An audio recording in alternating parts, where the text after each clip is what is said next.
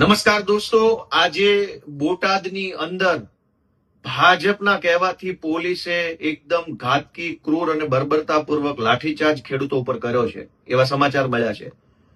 બોટાદના ખેડૂતો અને ગુજરાતના આખાના ખેડૂતો છેલ્લા ઘણા વર્ષોથી ભ્રષ્ટ ભાજપની સરકાર પાસે પોતાના અધિકારો માંગી રહ્યા છે.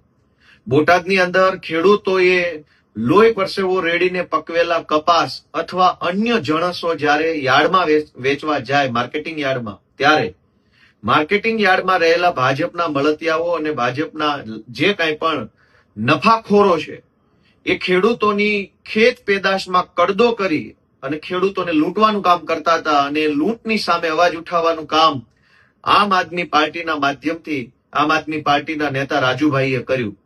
રાજુભાઈ છેલ્લા 3 દિવસથી શાંતિપૂર્વક રીતે એકદમ ગાંધી ચિંધ્યા માર્ગે ખેડૂતો વતી લડી રહ્યા હતા. પણ શાંતિપૂર્વક રીતે લડાઈ ચાલતી હતી, એને ડિસ્ટર્બ કરવાનું, એને ગેરમાર્ગે દોરવાનું કામ આજે બોટાદમાં ભાજપના માણસોએ અને પોલીસે કર્યું છે. આજે ખેડૂતોની મહાપંચાયત યોજવામાં આવી હતી અને આ મહાપંચાયતમાં હજારો ખેડૂતો એકઠા થયા. એની ઉપર ગાંધીનગર વાળાના આદેશથી બર્બરતાપૂર્વક ખૂબ ઘાતકી રીતે લાઠીચાર્જ કરવામાં આવ્યો છે. અનેક નિર્દેશ ખેડૂતોને મારવામાં આવ્યો છે. ટીયર ગેસના સેલ છોડવામાં આવ્યા છે.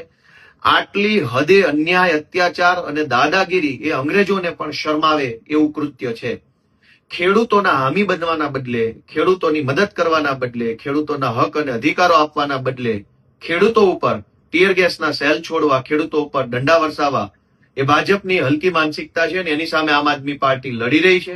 હું સમગ્ર ગુજરાતના આમ આદમી પાર્ટીના કાર્યકર્તાને વિનંતી કરું છું કે આપણે ખેડૂતોનો પૂરી મજબૂતીથી સાથ આપવાનો છે. ભાજપની તાનાશાહી કે ભાજપના દમ દાટીને દંડાના શાસનથી બિલકુલ ડર્યા વગર જે કંઈ પણ આપણાથી યોગદાન આપી શકાય યોગદાન આપવાનું છે અને ગુજરાતના ખેડૂતોને આપણે સાથ આપવાના છે.